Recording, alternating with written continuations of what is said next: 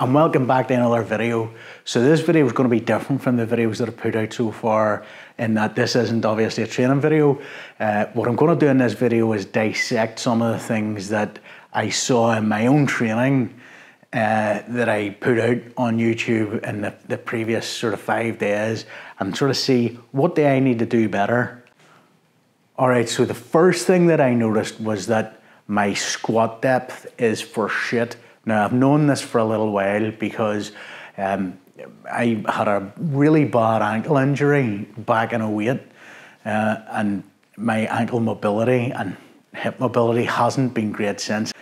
So that's something that I'm going to try and work on going forward. So the next leg day that I do, I'm still going to do squats, but I'm probably going to use either an empty bar or just body weight squats and try and work on that ankle mobility, try and work on really feeling it, getting down and stretching those tendons out and trying to improve that flexibility some.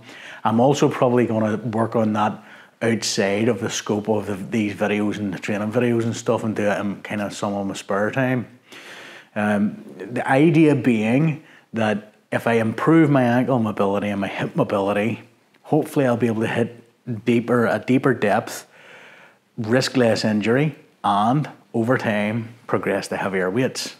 Win, win, win. So linked to ankle mobility is leg press. So my foot position in the leg press isn't great.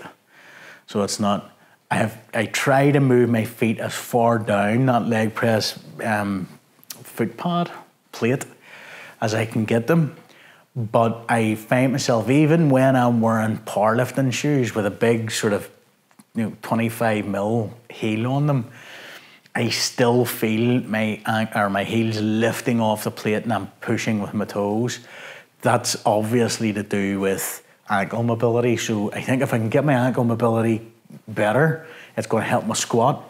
I think it's also going to help my leg press, which hopefully will help me grow my quads. Now, one of the other things that I've noticed that isn't in the videos, but I've noticed for myself, is that I'm right hand dominant. My right side is usually quite a bit stronger than my left side. And as a result of that, my right hand side tends to be, the muscles on that side tend to be bigger. However, what I have noticed is that in my legs, my left quad is substantially bigger than my right quad. I'm not sure why that is, because it was my left ankle that has the reduced mobility in it. It was the one that was injured back in 2008. So I don't understand myself why that might be the case. However, I think what I'm going to do is, going into leg day, is to focus more on single leg movements and maybe even put in a few exercises that are quad dominant just for the right leg. That's how far behind it is. Now, what I will say is my right leg still feels a whole lot stronger than my left leg. It's just not as big. Now, the only reason I can think of that might be the case is that if I'm favouring my left leg so much that I'm doing so much work with my right quad that it's essentially being overworked, and my left quad is getting worked enough to be stimulated but then has lots of rest to grow, and my right quad's not getting that. But I don't know how to get around that. So I don't know how to get around that. Anyway, look, that's enough for this video. I hope you've enjoyed so far the videos that I've put out this week. If you have liked this video, feed the algorithm. If you haven't enjoyed the video, still feed the algorithm.